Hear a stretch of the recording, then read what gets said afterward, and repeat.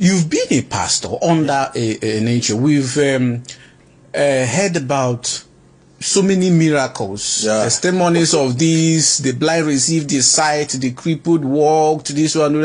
At some point, in fact, I think what caused the latest fight between nature and Damina was when Damina made a push to raising clutches, new clutches, with a picture of nature, and it became a problem. So you've been there, and I know you as a very bold, vocal person who must have gone through some troubles because of the revelations you've been, given since you left the church.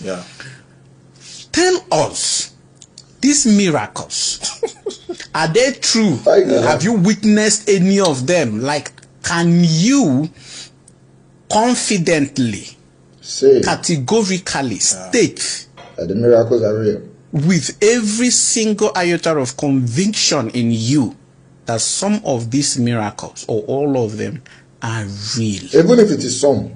It's a very strong question, but I'll answer you. I will tell you, Captain, no. And it's with due respect to him and to Dunamis Church. I have nothing to lose or gain. You're saying no, that the miracles are not real? Are not real. They don't happen. Let me give you an instance. One major reason why I left is the frustration I had. After healing and deliverance service, we have more people that need healing than people that came. I don't know whether you got me. After the healing service, you see people still want to see daddy for prayer. People, I need to drink water. Please drink water. People frustrated. You could see frustration. And as a pastor, because when daddy has gone, the wahala now is left for us, because they have to meet us. Oh, pastor, please, I need to see daddy. I brought this person, I brought that person, and people. I'm like, whoa, where do I start from? Like, you could see pain. So what you're saying is that the real people, the real sick people that were brought for healing, do not receive healing, but then strangers receive healing. Is that what you're saying? Now, you see, let me tell you something.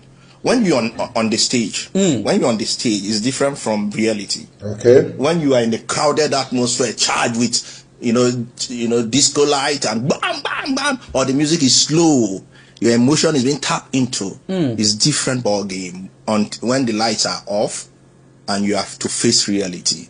Now, most time when people, there's what I call environmental influence. For instance, if you are where Burna Boy or Davido or Michael Jackson is doing event and maybe you had malaria or maybe headache, you could be carried away with the dance. You won't even remember you had headache. You keep. It is after the whole thing when everybody make with the go house now. Reality will cut down. This thing they disturb me. It's back. That is when reality comes. Or maybe you are in a stadium and they say a tiger is here. If you're not careful, a cripple will jump a fence. A cripple will jump a fence. That is true. A tiger is here, or a lion is here. People will do the unthinkable. Now that is what I call the environmental effect. So when pastors or maybe Dr. Paul and he's doing all of that, you see that emotion. So okay.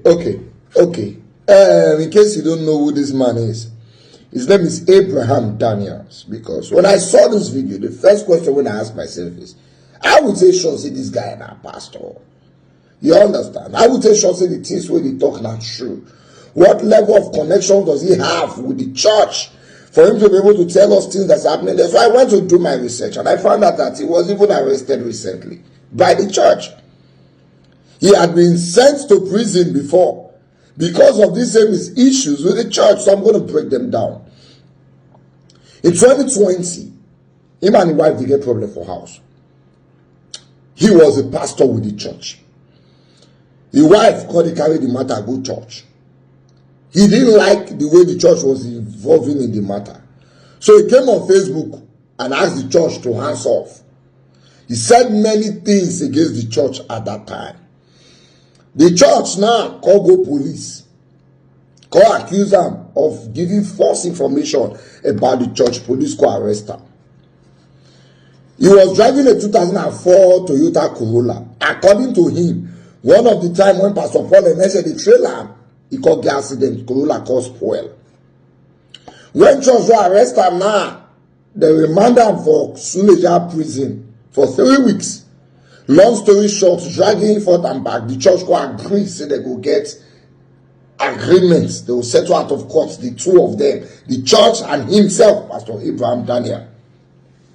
One of those agreements wey their two get, according to Abraham Daniel, is that Pastor Paul and Nesha agree say go replace him motor wey spoil. So they go replace her for her. And him no go dey talk again, he no go do this, he no go do that.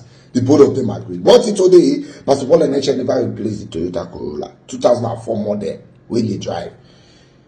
So he came out again and started provoking again, releasing information again. Him and Pastor Paul and Nesha younger brother.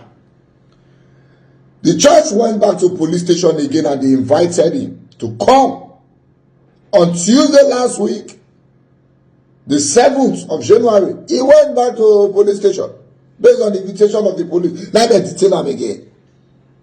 The next day, after a lawyer don't make noise, family don't make noise, now they release her. On the agreement again, so they go settle out of court.